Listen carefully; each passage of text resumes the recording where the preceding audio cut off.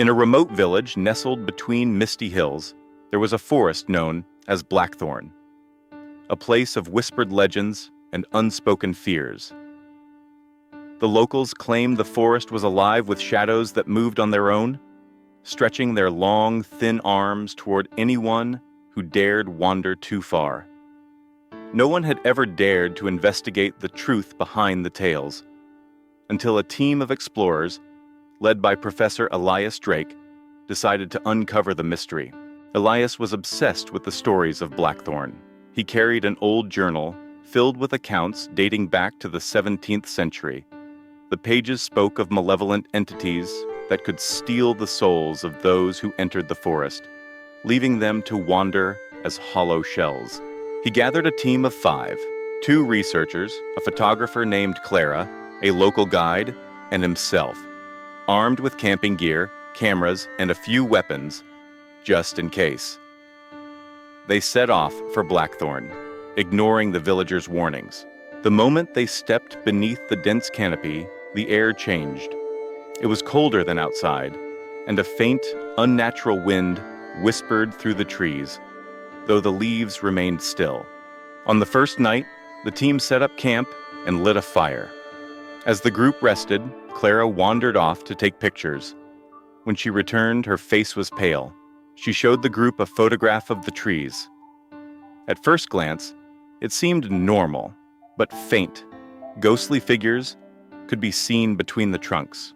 Probably just a trick of the light, she said nervously. But as the night went on, they began to hear faint whispers carried on the breeze. At first, the whispers were indistinct, but soon they began to form words. "Don't look back. Don't turn around." The next morning, their guide, Martin, was gone. His bedroll was empty, his backpack untouched. The group followed his footprints deep into the woods until they reached a clearing. In the center of the clearing stood a large stone, etched with strange symbols, surrounded by a perfect circle of charred earth.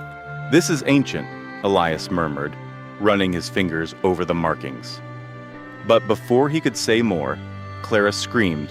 On the surface of the stone, a massive shadow appeared, as though cast by a figure that wasn't there.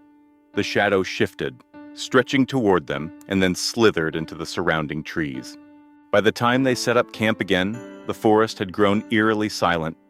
No birds, no insects, just the sound of their own breathing. That night, the shadows returned. At first, they flickered at the edge of their vision, but soon they moved closer, taking the shape of tall, thin figures with glowing eyes. "Don't look at them!" Elias shouted, recalling something he'd read in the journal. But Clara, frozen with fear, turned her gaze toward one of the figures. She screamed, then collapsed to the ground.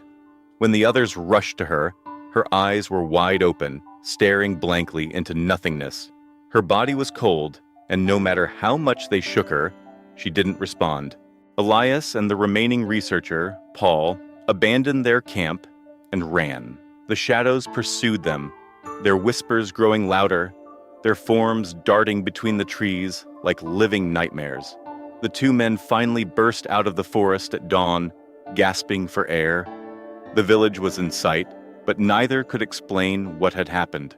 Days later, Paul died of an apparent heart attack. Elias, consumed by paranoia and fear, disappeared a few months after. His journals were found abandoned in a cabin on the edge of the forest, filled with cryptic warnings and drawings of the symbols from the stone. Today, no one dares enter Blackthorn Forest. Villagers claim the shadows have grown bolder, creeping closer to the edge of the woods. Some say you can still hear whispers on the wind if you stand too close. Others swear they've seen faint, glowing eyes watching from the darkness. As for what really happened to Elias and his team, only the forest knows.